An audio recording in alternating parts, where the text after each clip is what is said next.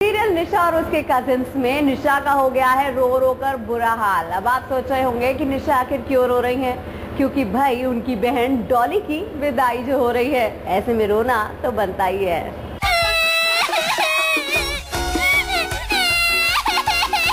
Cry cry इतना cry क्यों कर रही है आज निशा? आप भी यही सोच रहे हैं ना? और सोचना भी चाहिए। आफ्टर ऑल हमेशा हंसते मुस्कुराने और मस्ती में रहने वाली निशा का आज रो रो कर बुरा हाल जो हो चुका है। देखिए ना, निशा का तो खुद पर ही कंट्रोल नहीं रहा आज।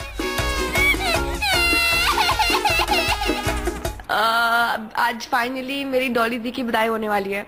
So that was the sequence जहाँ पर उनकी विदाई होती है और मैं नहीं जाती बिकॉज मैं सबके सामने नहीं रोती हूँ।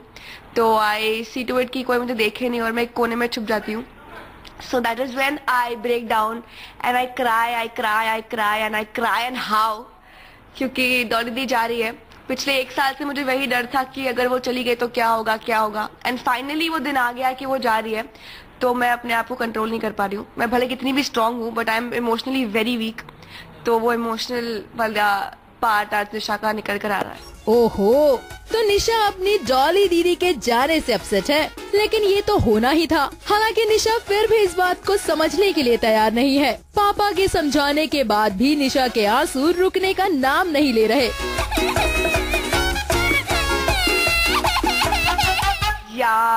एक्चुअली हाँ, निशा रोती है। She always has that moist eyes and all, but इतना जोर से, इतना खुलेआम कभी नहीं रोई है। और अपने पापा के सामने तो कभी नहीं रोई, बट बिकॉज उसके पापा उसके बेस्ट फ्रेंड है तो शी थॉट कि उनके सामने वो रो सकती है और इसलिए वो पापा के सामने फूट कर रोई है। सीन कट होने के बाद भी जब निशा पर हमारी नजर पड़ी तो निशा रो रही थी। सो ऐसा क्यों?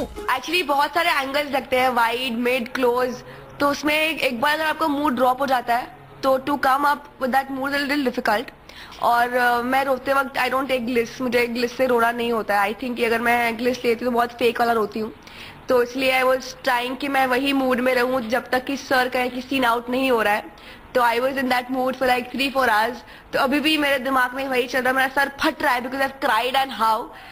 तो इसलिए I just want to sleep, पर वो स्लीप होगा नहीं बिकॉज आज पूरी रात शूटिंग चलनी है और मुझे और रोना है।